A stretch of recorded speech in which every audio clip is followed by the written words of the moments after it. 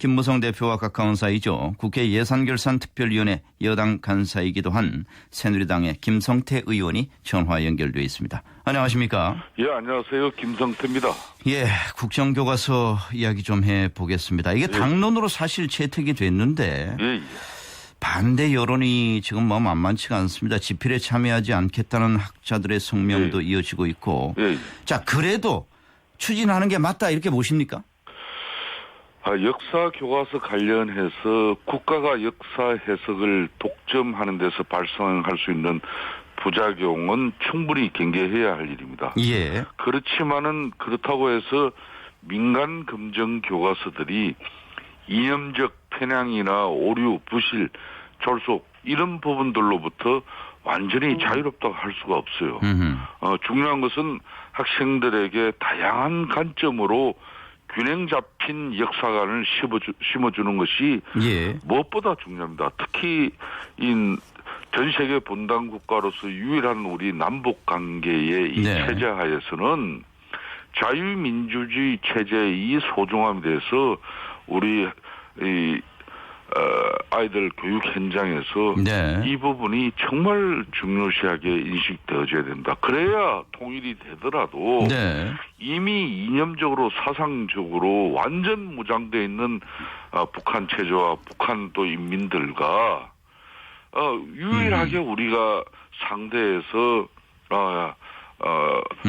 북의 그런 이 폐쇄적인 체제를 무너뜨릴 수 있는 것은 자유민주주의 체제의 우월성밖에 없습니다. 그런데 이 학교 교육 현장에 이런 교과서들이 정치 이념적인 어떤 편향성에 대해서 아이들이 이 옳고 그름을 제대로 판단하고 구분할 수 없는 정도의 모호한 그건 현대사라면 이거는 문제가 있지 않느냐. 이게 우리 새누리당이 확고한 입장입니다. 자, 그런데 일각에서 이런 의문을 제기합니다. 좋다. 그러면 편향돼 있다면 그 내용은 고치더라도 꼭 그게 국정화로 가는 게 정답이냐. 지금 현재 검정체제 안에서 검정체제를 강화하면서 고칠 수는 없는 것이냐.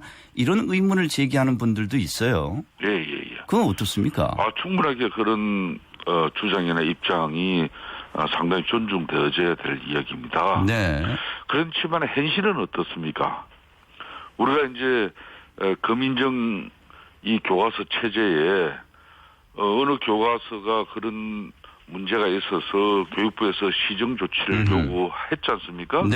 요구하면 이게 이제 바로 이게 또 바로 잡아지고 개선되는 게 아니라 시정이 안 된다. 시정하면 이제 또 집필진에서 이걸 거부하고 그러면 이제 소송을 가면 1심, 2심, 대법까지 가면요. 이게 몇 년씩 걸리는 거예요.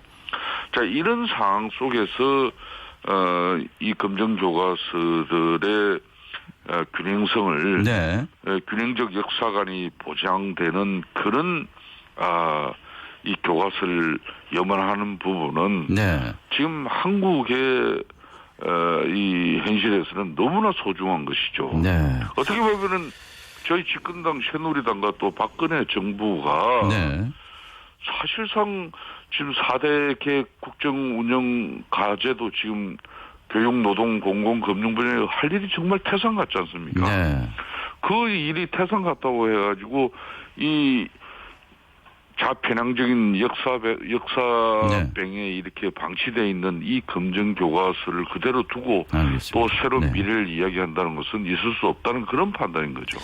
김무성 대표가 요즘 국정교과서 문제에 적극 나서고 있습니다만은 어떻습니까? 이게 뭐 평소에 품었던 소신을 실천하는 것인지 혹은 뭐 일각에서는 최근 좀 복잡한 당내 문제에 대한 관심을 돌리기 위해서 그런다 이런 얘기도 나오던데 김성태 의원께서는 어떻게 보십니까? 김무성 당대표가 작년 7월 14일 전당대회 이후에 이분이 아침에 조찬 모임 포럼을 2개를 운영했어요. 그중에 하나가 이제 이 교과서 문제고 또 하나가 이제 이 우리 역사관의 남북 관계입니다. 특히 남북 관계와 이 교과서 문제 이 2가지 포럼을 가지고 그리고 지금 이제 이 교육 문제 가지고는 전국 시도를 이렇게 우리 의원들이 설명회나 이렇게 토론을 개최하는 릴레이 방식으로 계속 참여하고 있었어요. 그렇기 때문에 야당의 주장대로 박근혜 대통령과 김무성 당대표가 친일 독재 후예이기 때문에 그 역사를 미화시키기 위해서 이 역사 교과서 문제를 들고 나왔다는 것은 이건 정말 옹졸한 심정에서 나온 형편없는 그런 발언이에요. 문재인 대표 발언 말씀하시는 거죠?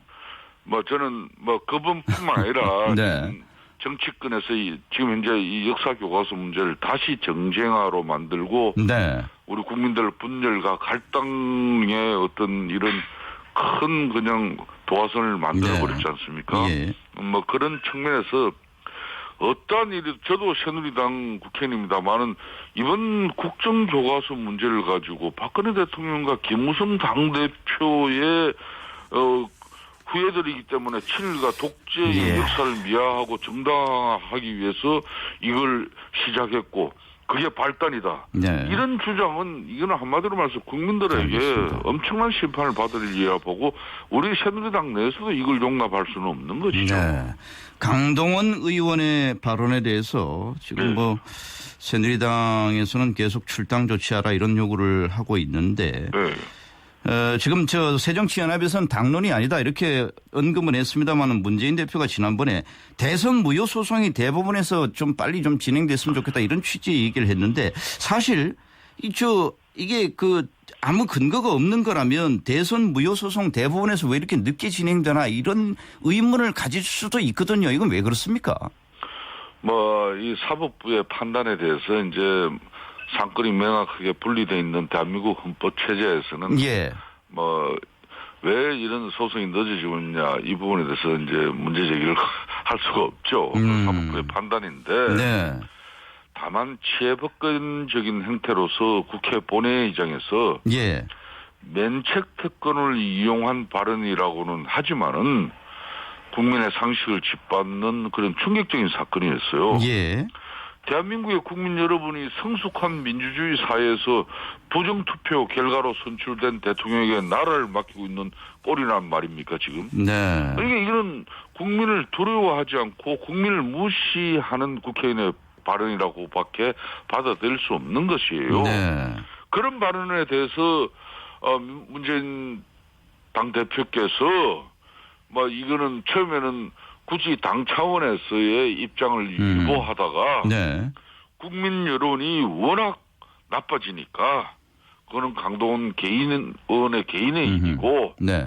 그런 적절치 못하다 이런 정도 입장 내면서 대선 무효 소송 결과가 국민들이 속 시원히 알 수 있도록 이렇게 나와야 된다. 네. 이런 주장은 본인 자신도 지난 대선 결과를 사실상 깨끗하게 승복하지 않는 네. 그 마음이 내재되어 있는 그런 입장의 표현이라고밖에 볼 수 없는 네. 거죠. 황교안 총리 자유대 입국 관련 발언. 황 총리는 뭐 계속 정부의 입장 그렇지 않다라고 여러 번 해명을 했지만 야당은 계속 공세를 이어가고 있는데 이 문제는 어떻게 보십니까? 그야말로 말꼬리 잡기 아닙니까? 말꼬리 잡기다. 네. 그렇습니다. 그 국회 본회의장에서 답변하는 과정에 네. 그 부분을 그렇게 인식하고 그걸 호도한다는 것은 이건 정말 말꼬리 잡는 것이죠. 역대 대한민국 많은 총리도 있었고 강요도 있습니다만은 예. 우리 지금 황 총리처럼 국가안보관이나 대한민국 정체성에 대해서 깊은 고민을 많이 한 총리는 그렇게 흔치가 않아요. 네. 그런 사람에게 어떤 그런 호도를 하는 것은 그건 적절치 않다고 보는 겁니다. 네. 자, 예결특위 여당 간사를 맡고 예. 계시기 때문에 예. 예산 문제 얘기를 좀 해볼 텐데. 예. 자, 그래서 국정교과서 문제로 어떻습니까? 이게 예산 문제라든지 이런 남은 정기국회 일정이 순항을 할 것이냐 이런 걱정들이 많습니다. 어떻게 보십니까? 저는 새정치민주연합이 달면 삼키고 쓰면 뱉는 행시에 전형적인 한마디로 몰상식한 정치를 하고 있다 봅니다.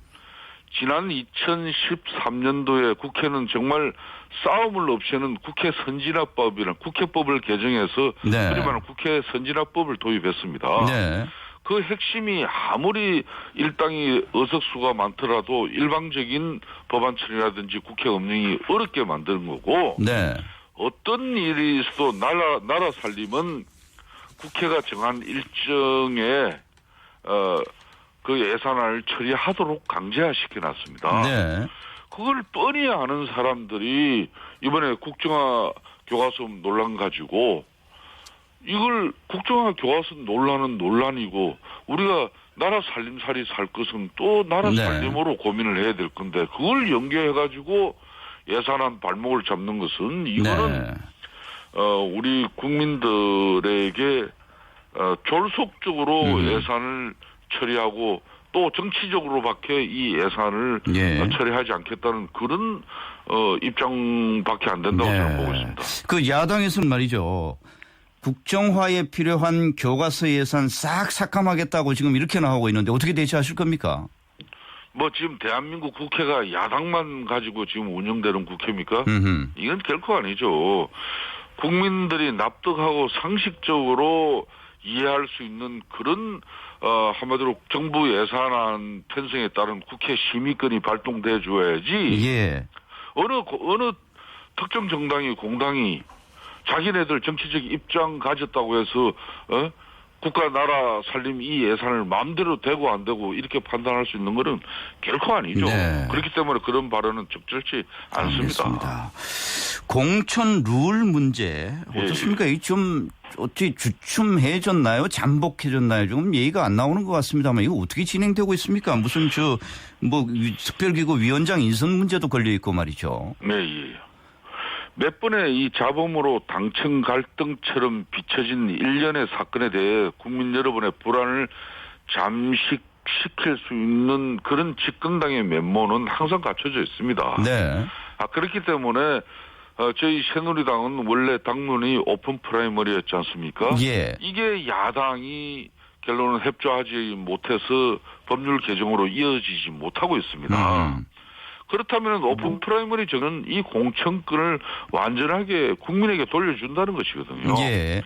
뭐 그런 대원칙은 저희 새누리당은 공천 이번에 특별기구 구성에 있어가지고도 아무 문제가 안 돼요. 네. 그렇기 때문에 앞으로 공천 특별기구는 원만하게 우리 새누리당 최고위에서 이제 곧 정리가 될 걸로 보여집니다. 예. 그렇게 되고 사실상 이 공천을 실질적으로 당 대표인 김무성 대표가 어떤 예. 경우도 지역구든 비례대표든 자기가 개인적으로 추천해서 이런 네. 공천에 국민에게 공천을 돌려드리는 이 본질이 훼손되지 않겠다는 의지가 있는 만큼 네. 나머지는 전부 방법이고 네. 또 어떤 수단의 문제이기 때문에 알겠습니다. 결코 우리 당내에 그렇게 큰 갈등으로 갈 이유가 없습니다. 자, 마지막 질문 하나 드리면 네. 김무성 대표가 당 중앙위원회 산악회 발대식에서 이 공천권 문제에 대한 얘기를 다시 한번 꺼냈고 네. 야당에서 공교롭게도 75명인가요? 의원들이 오픈 프라이머리 하자라고 대안으로 제시를 했는데 이러면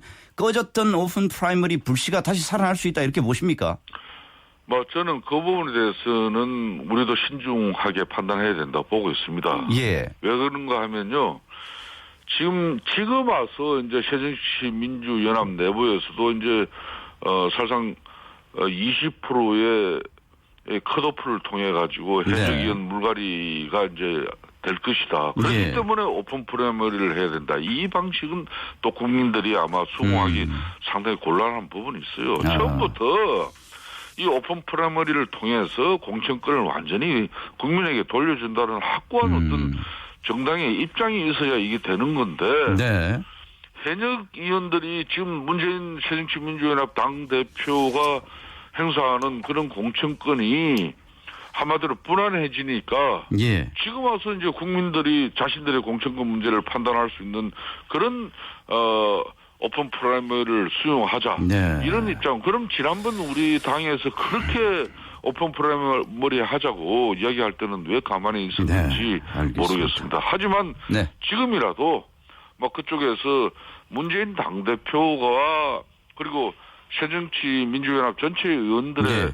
그런 공감 속에서 오픈 프라이머리 하자 그러면 저희 재검토해 새누리당이 볼 수 이걸 있다. 마다할 이유는 없는 거죠. 네, 알겠습니다. 네, 말씀 잘 들었습니다. 예, 감사합니다. 네, 새누리당의 김성태 의원이었습니다.